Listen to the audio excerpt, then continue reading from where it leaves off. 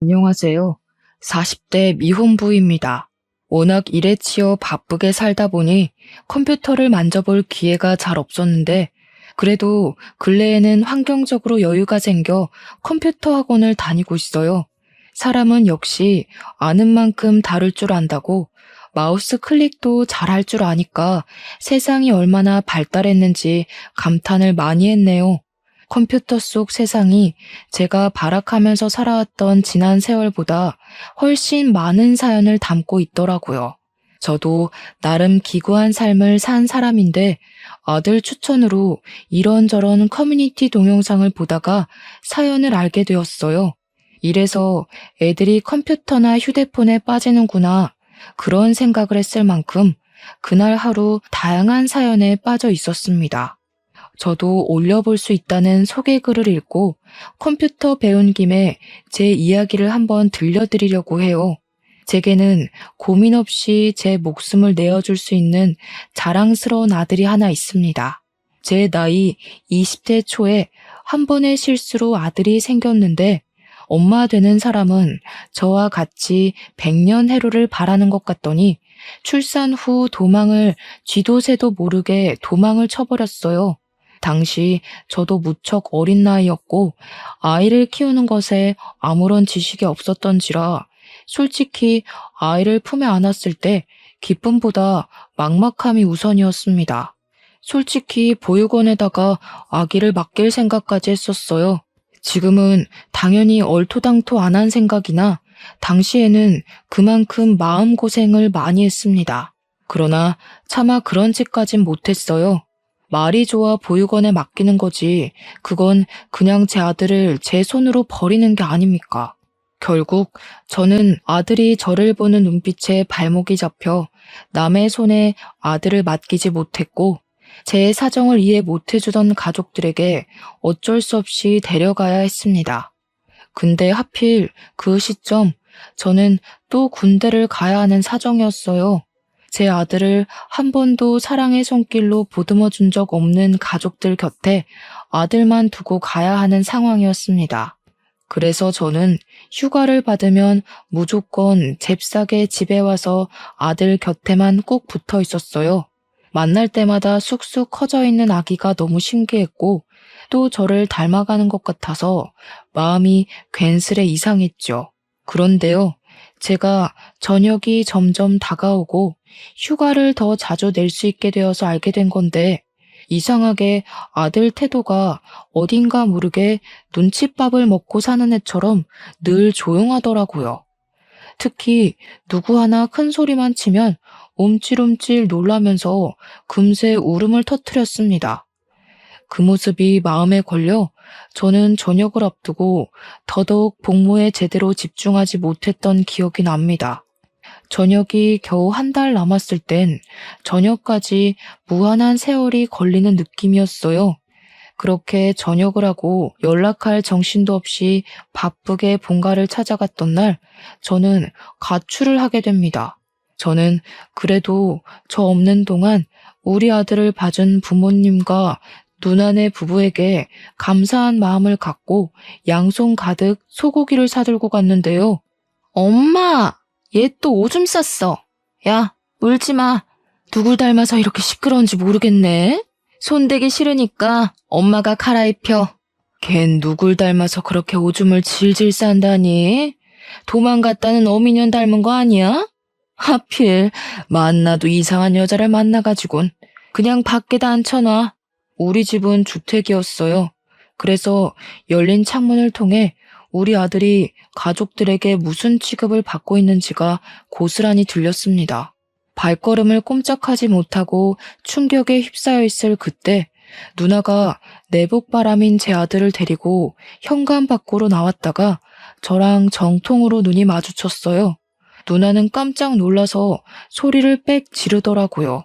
누나가 안 들어오고 귀신같이 서서 뭐하냐고 놀란 가슴을 쓸어내리고 있었는데, 제 눈에는 아들이 소변을 넣어서 젖어있는 내복바람밖에 눈에 안 들어왔습니다. 그리곤 당장 가서 제 아들을 붙잡고 있는 누나를 사정없이 밀어버렸어요. 이럴 거면 처음부터 절대 못 받아준다고 거절했어야지. 다들 다신 나 볼 생각하지 마. 아들 하나 죽었다 생각하고 살아. 나도 가족 다 죽었다 생각하고 다신 안 찾을 테니까. 그날로 제가 집을 나왔던 겁니다. 아들을 데리고 대책 없이 가출을 한 거죠. 제가 애 옷 좀 사입혀달라고 군대에서 모은 돈을 가족들한테 보내주기도 했는데 정작 아들에겐 내복 두세 벌 말고는 입을 옷도 없더라고요. 당시 제법 추운 날씨였음에도 저는 할 수 없이 제 옷으로 아들을 칭칭 감아선 집을 떠났습니다. 그리고 가족 주려고 사왔던 고기도 다시 들고 나왔어요. 그렇게 저는 기차역을 갔고 아들이랑 같이 지방 내려갈 방편을 알아봤어요. 그러면서 제겐 짐이었던 소고기를 기차역 주변에 구걸하고 있는 노숙인들에게 기부하고 기차에 올라탔었습니다. 그렇게 향한 곳이 인천에서 마산으로 가는 길이었어요. 그 뒤로 저는 아들과 함께 거의 마산에서 세월을 보냈습니다. 가족들에게서 도피는 했지만 문제는 돈이었어요. 일단 저는 당장 집이 필요했고 그러려면 당연히 돈이 제일 필요했죠. 그래서 일을 하기 위해 아들을 어린이집에 맡겨야 했는데 그것마저도 돈이잖아요. 기세등등하게 제 아들을 집에서 빼내왔지만 정작 제 손으로 할 수 있는 건 아무것도 없는 상황이었습니다. 너무 막막해서 마산역을 함부로 못 떠나고 있었는데 그 와중에도 고마웠던 건 아들이 울지를 않았다는 거예요. 대신 아들이 얼굴이 꽁꽁 얼어서 붉어져 있더라고요. 일단은 추운 밤을 해결할 곳이 먼저라 생각했습니다. 있는 돈 없는 돈을 다 털어 여관방을 하나 잡고 그렇게 아들을 재웠어요. 그리곤 잠잘 시간이라도 줄여 구직 활동을 하기 위해 여관방 주인에게 컴퓨터를 잠시 부탁했고 독수리 타법으로 이것저것 검색을 해봤습니다. 그러다 발견한 게 애 딸린 미혼부에게 지원해주는 한부모 지원센터였어요. 수입만 적정선을 넘지 않으면 충분히 일을 하면서도 경제적 지원과 아이 학습 지원을 받을 수 있더라고요. 그렇게 저는 아들을 지원센터에 맡기면서 그 시간에 죽어라 일을 했어요. 제 입으로 들어가는 건 거의 신경 쓰지 않고 아들만 열심히 키웠습니다. 주야장천 일용직만 뛰다 보니 어느 날엔 동료들에게 추천받아 수산물을 운송하는 일을 소개받게 되었는데요. 그게 한탕 뛰면 30만 원이더라고요. 물론 물고기를 옮기는 일이라 몸이 힘들 수 있겠지만 제겐 일당 30만 원이 너무 고마운 제안이었습니다. 저는 그걸 업체에 부탁을 해서 현금으로 받았고 차곡차곡 모아 끝내 작은 방 하나를 얻을 수 있게 되었어요. 아들은 그때쯤에 마침 어린이집을 갈 수 있는 연령이 되었어요. 당시 저는 투자해서 돈을 불릴 만한 여유가 되는 사람은 아니었기에 무식하게 돈을 안 쓰고 모으는 것밖에는 몰랐는데요. 그 때문에 제가 아들을 마주할 시간은 극히 적었지만 그래도 아들이 남들에게 뒤처지지 않게 학교도 보내줄 수 있었습니다. 당연히 학원도 보내주었고요. 그렇게만 일하면서 앞만 보고 살았더니 어느새 우리 아들이 중학생 나이가 되어 있더라고요. 문득 그 사실을 깨달았을 땐 제가 맨 땅에 헤딩하듯 가출해서 고군분투하며 살았던 세월이 주마등처럼 지나가더군요. 여관방도 겨우 하룻밤밖에 못 지낼 돈밖에 없던 저는 어느덧 아들에게 투룸 오피스텔을 선물할 수 있는 아빠가 되어 있었어요. 제가 앞만 볼 수 있었던 건 다 아들 덕분이었습니다. 아들이 없었다면 저는 아마 제 손으로 집을 장만하는데 더 오랜 세월이 걸렸을 거고 이만큼 제 시간을 책임 있게 보내지 못했을 거예요.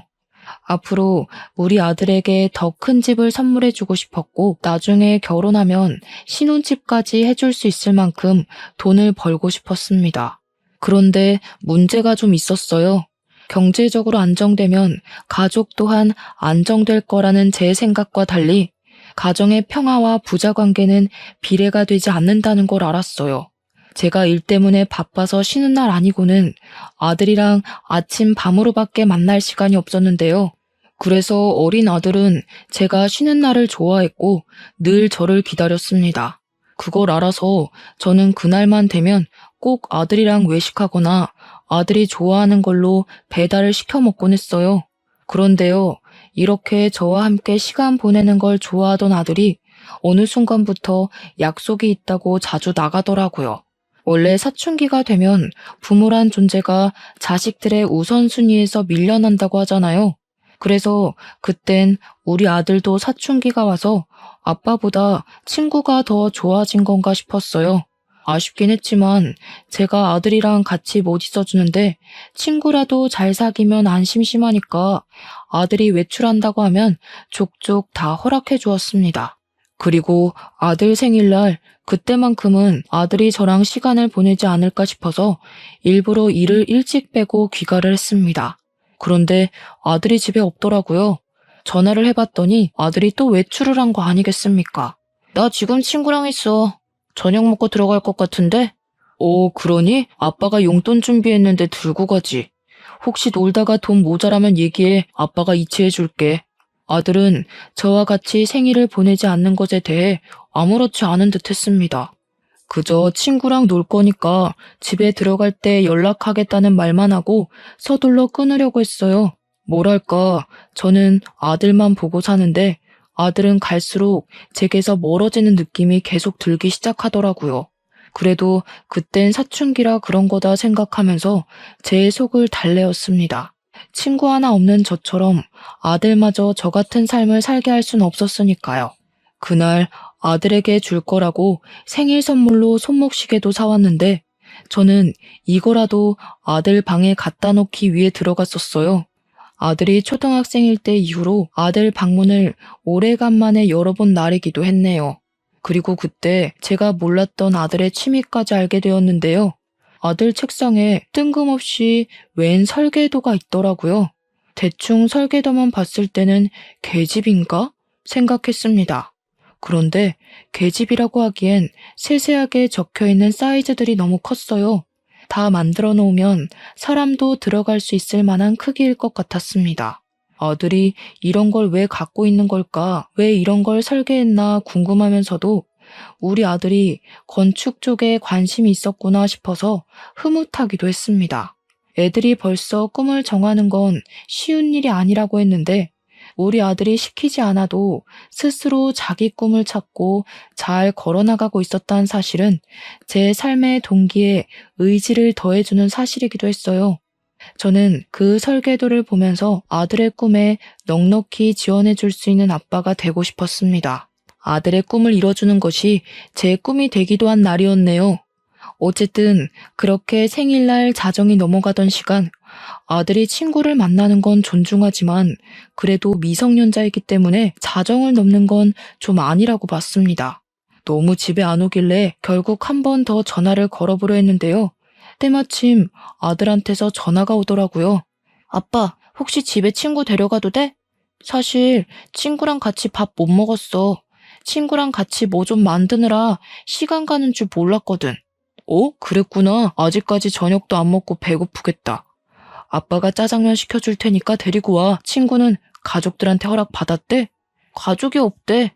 아들이 짧게 대답하는 그 소리에 순간 많이 당황했어요. 그리고 곧 가족이 없다는 말이 남일 같지 않더라고요. 저는 흔쾌히 아들의 부탁을 허락했고 그 시간까지 아직 밥도 제대로 못 먹었다는 말에 늦게 하는 중국집까지 찾아서 배달을 시켜놓았습니다. 한 30분 지났을까요? 아들이 귀가를 했는데요. 그날 제가 얼마나 놀랐는지 모릅니다. 아들이 데려온 친구를 보고 기함을 할 수밖에 없었어요. 아들 친구는 아들 또래의 중학생이 아니라 웬 나이 많은 노숙인이었거든요. 제가 당황해서 마중 인사를 하다 말고 굳어버리자 아들이 제 눈치를 봤습니다. 아빠, 내 친구야. 할아버지 나쁜 사람 아니니까 걱정 마. 할아버지도 인사해. 우리 아빠예요. 아들 말에 노숙인은 쓰고 있던 모자를 벗으며 제게 고개를 숙였습니다. 너무 놀라서 몰랐는데 보니까 노숙인이 들고 있는 모자가 제가 아들에게 선물로 줬었던 모자더라고요. 뿐만 아니라 노숙인은 착용하고 있는 목도리와 기마개의 장갑까지 전부 제 아들 것으로 보이는 걸 착용하고 있었습니다. 그걸 보면서 무어라 정의 내릴 수 없을 만큼 기분이 굉장히 혼란스러웠지만 제 허락이 안 떨어지자 머뭇거리는 둘을 보고선 일단 들어오라고 했습니다. 그리고 이미 차려놓은 중국 음식을 대접했어요. 그 전에 아들이 노숙인을 데리고 손 씻고 먹어야 된다면서 나란히 서서 손을 씻는 거 아니겠어요? 솔직히 나이 참한 할아버지와 손자였지 둘이 대화하는 건 아들 말대로 친구 사이 같아 보였습니다. 노숙이는 배가 많이 고팠는지 짜장면을 허겁지겁 비우고 밥까지 비벼 먹었어요. 그러니 옆에서 아들이 천천히 좀 먹으라고 몇 번 말했냐면서 노숙인을 꾸짖었고 그러면서 자기 몫의 짜장면을 건네기도 했습니다. 그때까지만 해도 저만 그 상황이 정리가 안 돼서 그들로부터 멀찍이 떨어져 있었어요. 대체 어쩌다가 아들에게 노숙인이 둘러붙은 거지 싶더라고요. 문득 아들이 통화로 친구랑 뭘 만들다가 저녁 먹을 시간을 넘겼다는 말이 떠올랐는데 그렇다면 저 노숙인이랑 무슨 위험한 일이라도 했던 건가 싶어서 의심까지 들었습니다. 그런 신분 불분명한 사람을 이 집에 재우기까지 하는 상황이 되었어요. 아들 부탁으로 노숙인을 하룻밤 신세지도록 허락을 해줬는데 차마 아들 방에서 같이 자게 할 수 없어서 이불이랑 베개를 따로 거실에 내어주고 보일러를 틀어놓았습니다. 부자가 쌍으로 좋은 사람들이구먼. 너무 고마워요. 아들을 얼마나 잘 키워놨으면 애가 저렇게 바람직합니까? 요즘 세상에 부모 버리고 가는 자식들도 많은데 아빠가 이리 마음 좋은 사람이니 아들도 그리 클 수밖에 없었나 보네요. 노숙이는 제게 너무 고맙다며 연신 인사를 했지만 저는 대충 예의에 받아주고 아들 방에 황급히 들어갔어요. 그리곤 다급한 마음에 그만 아들을 다그치고 말았죠. 저 사람 친구 맞아? 언제부터 친구였는데 도대체 어디서 왜 저런 사람이랑 어울리게 된 거야? 저런 사람이라니 내 친구라니까. 초등학생 때 만났어. 학원 가기 전에 놀이터 앉아있으면 할아버지가 놀아주고 그랬는데 듣자 하니 오늘 내일 만난 사이가 아닌 것 같았어요. 그게 더 저를 속 터지게 만들었습니다. 상당히 어린 나이부터 비위생적인 노숙인과 어울렸다는 것인데 대체 어쩌다가 공부 잘하고 학교 생활과 교우관계 좋은 줄만 알았던 우리 아들이 엇나갔을까? 그 생각이 먼저 들었어요. 어느 누가 내 자식이 노숙인이랑 어울리고 다닐 줄 알겠습니까? 부모로서는 상상도 못할 일이고 이걸 아는 순간 뒤로 넘어갈 큰 사안이잖아요. 그래도 저는 최대한 아들 심기 상하지 않도록 화를 억눌렀어요. 친구 없어? 저런 사람이 어떤 사람들인지 몰라? 그 많은 친구들은 다 어쩌고 왜 하필 노숙자랑 어울려? 저 사람이 뭐 하는 사람인 줄 알고. 그러다 진짜 큰일 나기라도 하면 아빠 생각은 안 해? 아빠는 할아버지랑 얘기 안 해봤잖아. 할아버지 나쁜 사람 아니라니까. 나도 나한테 위험한 사람인지 아닌지 정도는 알아. 네가 알긴 뭘 알아. 살아봤자 얼마나 살았다고. 저런 사람들은 잃을 게 없어서 더 나쁜 마음 쉽게 먹을 수 있단 말이야. 제 말에 아들은 결국 화를 참지 못해 자리에서 벌떡 일어났어요. 그리곤 저에게 처음으로 반항을 하며 언성을 높이더라고요. 아빠는 매일 일한다고 얼굴도 안 비추잖아. 솔직히 할아버지보다 아빠 얼굴 보는 게 더 힘들거든? 아빠가 돈 번다고 그러는 거 알겠는데 그래서 나도 아빠한테 불만 숨기고 아무 말 안 하잖아. 그럼 아빠도 내가 누굴 사귀든 신경 꺼야지. 할아버지는 유일하게 나한테 관심 가져주는 사람이라고. 아빠는 내가 학교 생활 어떻게 하는지 궁금해하지도 않잖아. 그 순간 뜨끔했습니다. 아들은 제가 집에 없는 시간이 많아서 성적을 잘 받거나 상을 받아도 자랑할 곳이 없었다고 했고 그 때문에 집에 가는 게 싫어서 놀이터만 전전하다가 노숙인을 만났다고 했어요. 자기가 받은 성적표랑 상장을 제 방에 가져다 놨었다고 했지만 일하면 쓰러져서 잠에 들기 바빴던 저는 그걸 전혀 보지 못해 알지 못했던 겁니다. 아들 나이에는 성적표로 인정을 받고 안 받고가 제법 중요한 요건인가 보더라고요. 정작 아빠 노릇을 했어야 하는 건 돈보다도 그런 정서적인 영역에 있어야 했던 건데 정말 저는 아무것도 몰랐습니다. 제가 못하는 아빠의 역할을 대신 채워준 게 아마 노숙인이지 않았나 싶었어요. 노숙인만이 아들을 인정해주면서 천재라고 잘 컸다고 칭찬을 해줬는데 아들은 그게 너무 고맙고 좋아서 이것저것 자랑을 더했고 그러다 보니까 주기적으로 만나게 되었다고 했어요.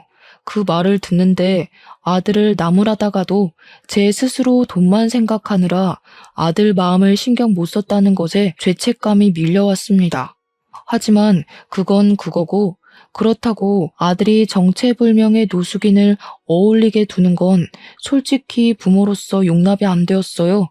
무슨 이유인 간에 노숙자는 안 돼. 안 그래도 아빠가 항상 살펴봐주지도 못하는데 네가 계속 노숙자랑 어울리면 걱정이 되겠어 안 되겠어? 아빠가 하루 종일 걱정하고 일도 손에 안 잡히고 그러면 좋겠어? 내일부턴 만나지 마. 알겠니? 싫어. 아빠가 언제부터 나 신경 썼다고. 그냥 평소처럼 내가 뭘 하든 어디서 어떻게 지내든 관심 갖지 마. 아빠가 나 먹여주고 키워준다고 해서 내 인생까지 통제할 권리는 없어. 아들은 노숙인에 대해서 진심이 있기라도 한 듯 제게 대들었습니다. 이게 진심인 건지 아니면 제가 자신이 가진 것에 대해 무작정 부정적으로 봐서 느끼는 반감인 건지는 모르겠어요. 이러나 저러나 저는 난생 처음 아들이랑 다퉈봤고 그 다툼은 그저 노숙인으로 인한 일시적인 순간이라고 생각했습니다. 그런데 저는 그날로 아들과 남보다 못한 사이가 되어버렸어요. 우리 다투는 소리가 밖으로 새어갔는지 현관문 소리가 나길래 저랑 아들이 목소리를 일체 멈췄었거든요. 저희 둘의 극단적인 상황에만 신경 썼다 보니까 밖에 노숙인이 들었을 수도 있겠다는 생각을 미처 못한 거예요. 설마 싶어서 나가봤더니 역시나 그 노숙인은 이미 집을 떠나고 없었습니다. 심지어 아들이 줬던 모자랑 목도리, 장갑 이런 거 다 가지런히 놓고 나갔어요. 이게 바로 저와 아들이 남과 같은 사이가 되어버린 이유입니다. 아들은 그때부터 저를 극도로 미워했고 멀리하기 시작했어요. 아마 사춘기가 더 심해져서 저를 투명인간 취급했을 겁니다. 제가 항상 아들이랑 같이 겸상을 못하기 때문에 아들이 집에 오면 간단한 요기를 할 수 있도록 이것저것 사놓는 편이었거든요. 아들이랑 싸워도 저는 아빠니까 제 자식 입에 들어가는 것들이 중요하잖아요. 그래서 변함없이 행동을 했을 뿐인데 아들은 제가 사놓은 걸 손대지도 않거나 새 것 그대로 쓰레기통에 버리기만 했습니다. 집에서 밥도 안 먹는 건지 제가 해놓은 밥은 말라만 갔어요. 뿐만 하겠습니까? 제가 용돈하라고 돈을 이체시키면 다시 제게 돈을 도로 돌려주기도 했어요. 학교에서 급식을 먹는다고 하지만 그래봤자 한 끼잖아요. 용돈도 반납하고 집에 사놓은 음식도 손을 안 대는 거면 밥을 한 끼만 먹는다는 건데 한참 성장할 나이에 영양적으로 부족할 것 같더라고요. 주말에는 아주 아침에 나갔다가 아주 밤늦게 들어오거나 방에서 밥도 안 먹고 공부만 했어요. 그럴수록 아들 건강이 걱정되더라고요. 제가 화해를 시도해도 아예 말을 할 기회조차 주지 않으니 저는 아들이 스스로를 해치는 걸 보면서도 아무것도 할 수가 없었습니다. 그나마 아들이 학교는 간다는 걸로 위안을 삼을 수밖에 없었죠. 군대를 전역하고 저는 정말 아들 하나만 보고 살았습니다. 아들 잘 될 일만 생각하며 버텨왔는데 정작 실상은 그저 제가 아들 핑계를 대고 제 인생을 자기 위로하고 있지 않았나 싶더라고요. 문득 깨달았어요. 내 아들이란 이유만으로 내 마음대로만 주무르고 있었구나 라고 말이죠. 하지만 제가 깨달았을 땐 이미 부자 관계가 너무 멀리 벌어졌을 때였어요. 그러길 벌써 1년이 지나 아들은 중학교를 졸업할 나이가 되었습니다. 그때쯤엔 이미 사이좋던 저와 아들의 관계는 눈 씻고 찾아볼 수 없는 분위기였고 이미 나빠질 대로 나빠져서 고착되었어요. 그렇다고 부모가 돼서 자식 졸업식까지 모른 채 할 수가 있겠습니까? 그래서 제가 용기를 내어 아들에게 내일 졸업식 왔냐고 물었거든요. 그러니까 아들이 1년 만에 제게 목소리를 들려주었는데요. 졸업식 오지 말라는 딱 그 한마디만 하고 방에 들어가 버리더라고요. 그래서 고민을 많이 했습니다. 그날 밤은 참 생각이 많아졌어요. 잠도 안 와서 오랜만에 담배를 피울까 하고 슈퍼를 가려고 했습니다. 대충 외투만 걸친 뒤 슬리퍼를 신고 나왔는데 누가 저희 집 문고리에다가 웬 종이 가방을 걸어놨더라고요. 뭔가 싶어서 주위를 둘러보다가 안을 봤더니 새 휴대폰이었어요. 그리고 그 안에는 정갈한 글씨체로 적힌 쪽지가 들어 있었습니다. 그 쪽지를 보고 저는 급히 1층으로 내려갔어요. 그리곤 주위 사람들을 둘러보면서 한 인형을 찾기 위해 바삐 뛰어다녔죠. 아무리 돌아다녀도 휴대폰을 주고 간 사람을 찾을 수가 없었어요. 쪽지를 다시 봤습니다. 쪽지에는 제 아들 이름이 적혀 있으면서 아들이 갖고 싶어 했던 휴대폰이라고 아들이랑 꼭 화해하라는 내용이 적혀 있었어요.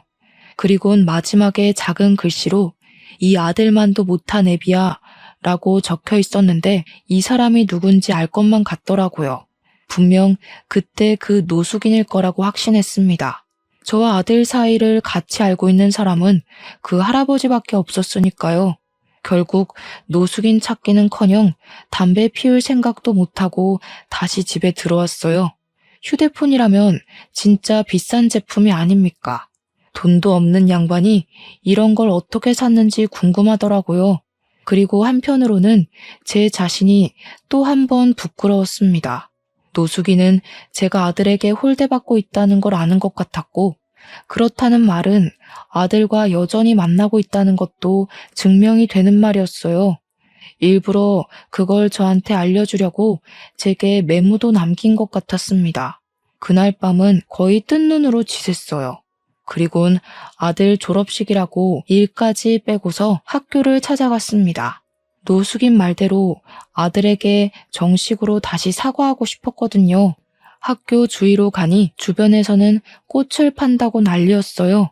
아들이 안 만나줄 수도 있으니 꽃은 생략할까 싶다가도 아들이 좋아하는 보라색의 꽃이 보이더라고요. 그래서 충동적으로 구매를 해버렸어요. 근데 마침 그 옆에서 조금 깨재재 보이는 한 아가씨 있었는데요. 꽃 살 돈이 부족한 건지 1,000원짜리 2장을 꼼지락거리며 한 송이만 싸게 해주면 안 되냐고 꽃 주인에게 부탁을 하고 있었어요. 그러나 꽃 주인은 자기도 먹고 살기 힘들다고 그 여자한테 미안하다는 말만 주야장천했습니다. 그 여자는 꽃 주인을 설득하지 못해 결국 꽃 없이 졸업식을 가려는 것 같더라고요. 잠자코 지켜만 보았던 저는 마치 재작년 아들에게 했던 실수가 떠올랐어요. 문득 노숙인 또한 이렇게 보냈던 것이 마음에 걸리는 거 있죠. 그래서 그 아가씨를 쫓아갔고 아가씨에게 사정을 물었습니다. 동생이 졸업식인데 부모님이 안 계시거든요. 오늘 공과금 내고 남은 돈이 이것밖에 없는데 꽃이 이렇게 비싼 줄 몰랐어요. 알았으면 생활비를 더 줄일 걸 그랬나 봐요. 이거 가져요. 저도 아들이 졸업식인데 아가씨 동생이랑 동갑이겠네요. 자식 같아서 축하해 주려는 거니까 가져가세요. 저는 또 사면 되거든요. 아가씨는 괜찮다고 손사래를 쳤지만 제가 고집스럽게 건네주니까 끝내 받아가면서 정말 고맙다고 눈물을 흘렸습니다. 아가씨의 어려운 사정을 보면서 노숙인도 분명 사정이 있어서 그랬을 텐데 싶은 생각이 들더라고요. 저도 어려울 때가 있었고 도움도 받았던 사람인데 왜 어려운 사람을 외면했던 건지 후회가 밀려왔어요. 그게 아들과 틀어지게 된 계기였던지라 마음속에 더 오래 남고 속상했습니다. 매번 이렇게 지난 날을 후회해 뭘 하겠습니까? 저는 다시 꽃다발을 사서 졸업식에 갔어요. 아들에게 연락을 못하고 갔기 때문에 아들이 어디 있는지도 모르고 벌써 학교를 나갔는지도 몰랐습니다. 그렇게 운동장 입구에 서서 눈 빠지도록 아들만 찾고 있었는데 옆에서 갑자기 웬 번지르르한 할아버지가 말을 걸더라고요. 아들이랑 달리 못돼 처먹은 양반인 줄 알았더니만 그 아들의 그 아빠 맞네.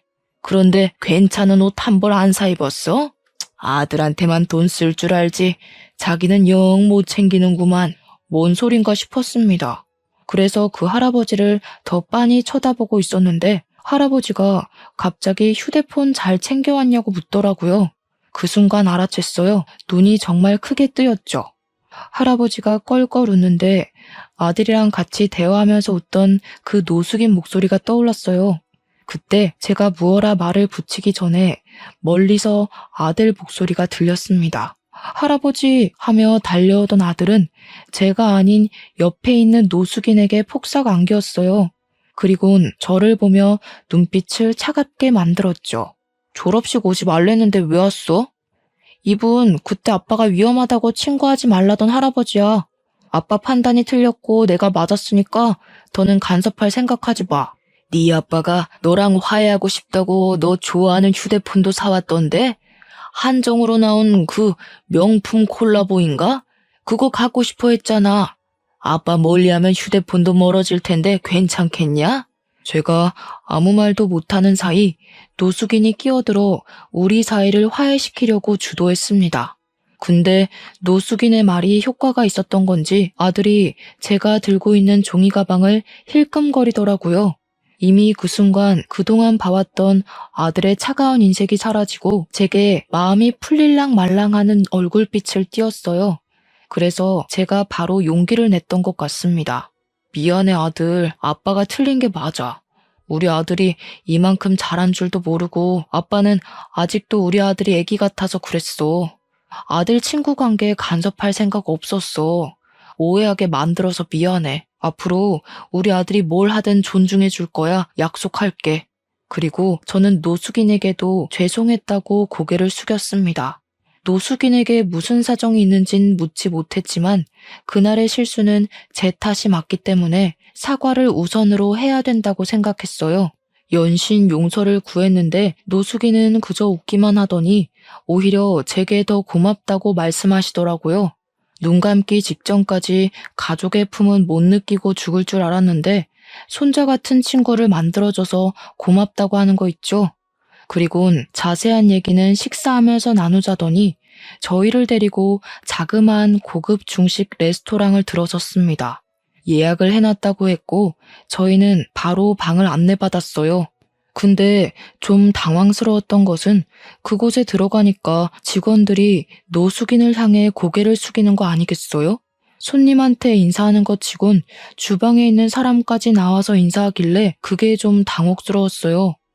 대체 노숙인의 정체는 뭘까?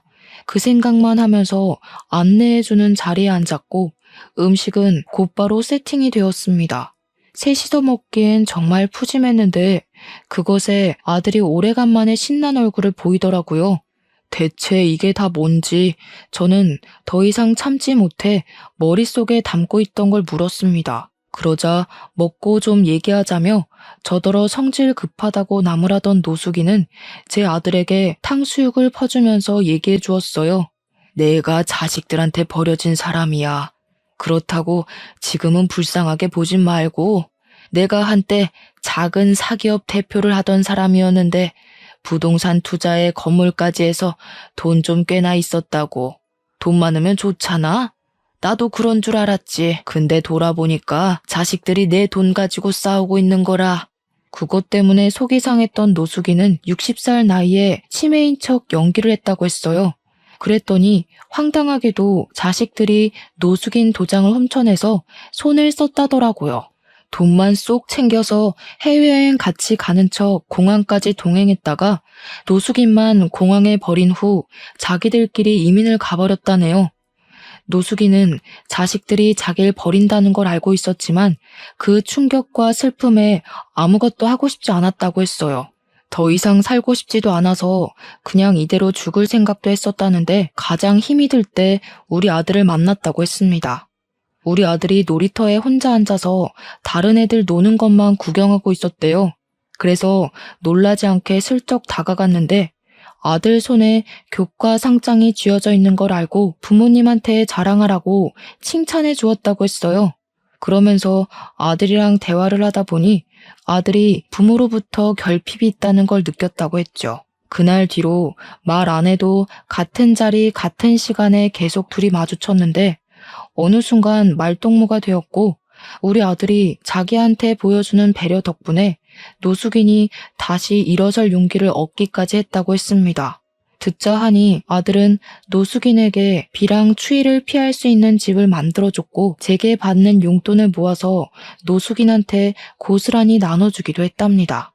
그러면서 힘내라고 말해주는 우리 아들 말에 노숙인은 이대로 살아선 안 되겠다고 마음을 먹었고 자신이 받은 만큼 우리 아들에게 선물을 주고 싶다고 했었어요. 내가 이 중식 사업을 1년 만에 일으켰어. 처음에 반년 정도는 빈약해 했지. 그때마다 네 아들이 네 돈을 나한테 얼마나 갖다 바쳤다고? 내가 그 돈 아니었으면 이 사업도 연구 못했어. 돈이 있어야 연구를 하지. 그 말을 듣자 우리 아들이 남에게 용돈을 주고 있었다는 것도 놀라웠지만 문득 생각이 났던 게 아들 책상에 있던 설계도였습니다. 그게 노숙인을 위한 작은 쉼터였다는 것이 더 놀라웠어요. 근데 여기서 더 놀라운 건 노숙인의 바람이었는데요. 우리 아들이 건축에 재능이 있는 것 같다고 아들이 자신의 사업에 보탬이 되어준 것처럼 노숙인도 우리 아들 미래에 지원을 해주고 싶다고 하더라고요. 아직은 레스토랑 치곤 좀 작지? 근데 내가 사업 수완이 좋은 사람이라서 1년 뒤에는 훨씬 더 커져 있을 거다. 내가 살아있는 한 잘 되기만 할 거야. 근데 내가 또 언제 갑자기 죽을지 모르잖아. 그래서 이 가게를 네 아들 명의로 해놨거든. 섭섭한 건 아니지? 네 돈이 아들 돈이고 아들께 네 거고 다 그런 거 아니겠어? 처음엔 농담인 줄 알았습니다. 그런데 노숙인이 건축물 대장을 보여주더라고요. 그제야 모든 게 실감이 나서 바로 거절을 했어요. 마음은 너무 감사하지만 우리 아들은 이런 보답을 바라고 그랬던 게 아닐 거예요. 단순히 친절을 베풀었다고 해서 이렇게 큰 걸 받는 건 말도 안 됩니다. 가족 간에 안 좋은 일이 있으셨다고 해도 이런 건 가족 문제지 저희가 개입하면 안 될 것 같아요. 이미 내 재산 꿀꺽한 놈들인데 뭐 더 줄 게 있다고. 애비 버려놓고 또 내 돈 탐내면 나 2번은 안 봐줘. 바로 깜빡 넣을 거야. 나 죽었다고 생각하는 자식, 나도 죽었다고 생각하면 그만이야. 나한테 네 아들이 이미 새로 생긴 친구이자 손자라니까 그러네. 노숙인의 확고한 고집에 할 말을 잃고 있었는데 옆에서 아들도 자기 좋아해주는 할아버지랑 가족하고 싶다고 하더라고요. 그 말을 듣는데 순간 움찔했어요.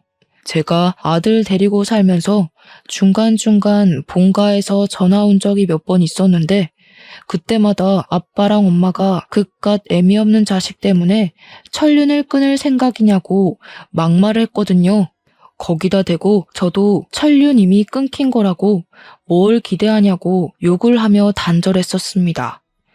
저는 나름 아들 안 들리는 곳에서 통화를 했다고 생각했는데 아무래도 아들이 여태 듣고도 못 들은 척 그랬나 봅니다. 아들에게 이런 가정 환경을 만들어준 근원이 저라서 저는 또 미안했어요. 더 이상 노숙인과 아들의 뜻을 제지시키지 못했죠. 노숙인에게 너무 고맙고 면목 없어서 연신 감사하다고 고개만 숙였습니다. 제가 생각이 짧았어요. 사람을 편견으로 판단하는 게 아닌데 어르신께 큰 결례를 범했네요. 평생 사죄하면서 살겠습니다. 그래, 그래야지.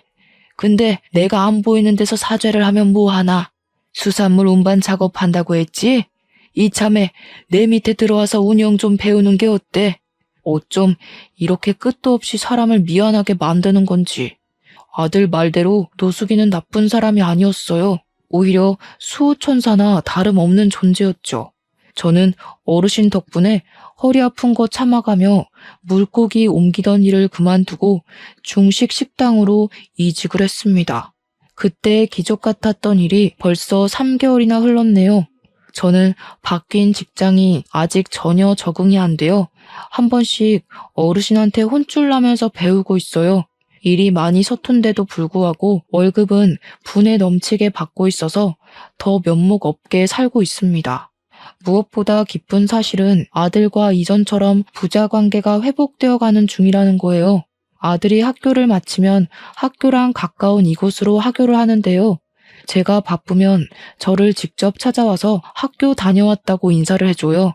아직 아들과 대화할 때는 어색한 부분이 없지 않아 남아있지만 저는 아들이 먼저 다가와 준 것만으로도 큰 행복을 느끼는 중입니다.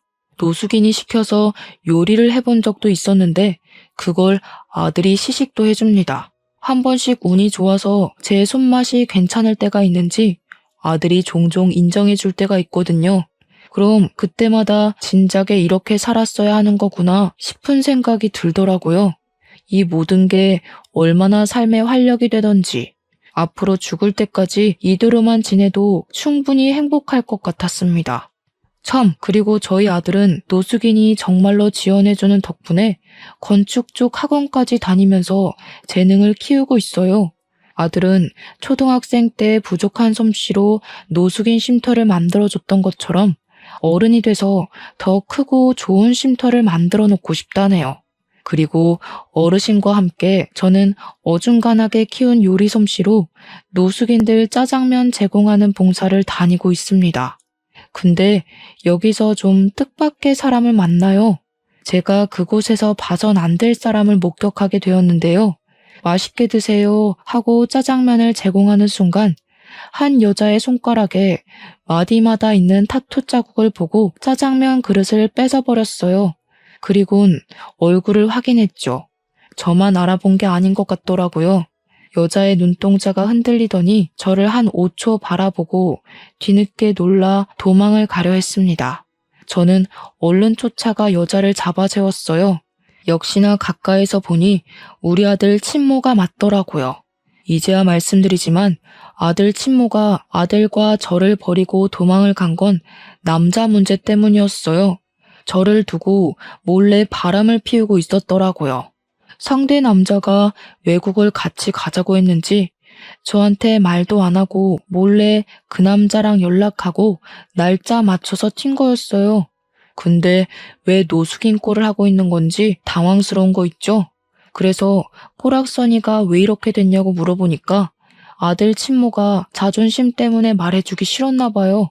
사람 잘못 본 거라고 소리만 지르다 도망을 가버렸습니다. 보아하니 바람 피웠던 상대한테 버림받은 것 같았어요. 친모는 남자만 믿고 자기 투자를 안 하는 여자였기 때문에 아마 남자가 없어서 거지가 되지 않았나 싶습니다. 그리고 왠지 제 가족이 어떻게 살고 있는지 궁금해하시는 분 계실까 말씀드리는데요. 가족은 제가 일하는 중국집에서 마주쳤어요. 누나 부부네가 저희 아들 나이보다 2살이 어린데 저희 아들이 다녔던 중학교로 입학했더라고요. 입학식 날 부모님까지 총출동해서 식당에 왔다가 저랑 마주쳤습니다. 부모님이 바로 저를 아는 체 하면서 아들아 불렀는데 저는 그 손길을 뿌리쳤어요. 꼴들이 말이 아니더라고요. 입학식 왔다면서 왜들 등산복 같은 운동복을 입고 있는 건지 그건 엄마가 쓸데없이 입이 싸서 알 수 있었습니다. 저 천하의 몹쓸 놈이 우리 집을 다 말아먹었잖니. 네 매형이 하는 사업 다 부도났어. 멍청한 게 친구랑 동업했다가 자기 혼자 빚더미를 홀랑 뒤집었었지 뭐야. 에휴, 내 팔자가 개 팔자야. 그런 식으로 말하지 말랬지. 엄마 때문에 이 사람이 더 눈치 보는 거잖아. 되던 일도 안 되게 생겼네. 짜증나게 굴면 나도 집 나가버린다. 그러니까 매형 때문에 집이 망해서 무려 3세대나 되는 가족이 방 2개에 작은 거실 하나 있는 곳에 살면서 장 보러 가는 것도 돈 아까워 거의 김치에 밥만 먹고 산다네요. 그날은 조카가 입학식이라서 몇 년 만에 외식을 하는 거랍니다. 우리 아들을 잡아먹을 듯 이빨 드러내던 사람들이 서로 핥히는 말을 하고 있으니 꼴 좋다 싶었습니다. 그러거나 말거나 저는 천륜을 끊어버렸는데 무슨 상관인가요? 내 알바 아니라고 모른 척 하려고 했더니 엄마가 자꾸 저를 붙잡으면서 유니폼이 좋아 보이는데 이곳에 오래 일했냐고 정직원이냐고 이것저것 관심을 보였어요. 그러자 분주한 분위기에 사무실에서 나온 노숙인은 제게 다가와 친히 엄마를 떼어내 주었습니다. 그러면서 사장 될 사람 함부로 만지는 거 아니라고 해줬고 여기서 더 소란 피우면 테이블 밖으로 내줄 테니 야외에서 먹게 할 거라고 상냥하게 말씀하셨어요. 그러자 가족들은 사장이라는 단어에 제게 묻고 싶은 것이 많아 보이는 눈치였지만 입 다물고 짜장면만 먹었습니다. 그날은 그렇게들 돌아갔는데 아마 조만간 또 찾아오지 않을까 싶어요. 그땐 우리 아들 생각해서라도 다신 엮이지 않게 정신 똑바로 차리고 쫓아낼 생각입니다. 저희는 이렇게 불안과 행복 사이를 오가면서 지내고 있어요. 막상 기적처럼 행운이 쏟아지니 행복할수록 불안도 큰 것 같다는 걸 느낍니다. 항상 자만하지 않고 가진 것을 지키는 데만 에너지를 쓰며 살 것 같네요. 그럼 긴 글 들어주셔서 감사합니다. 늘 평안하세요.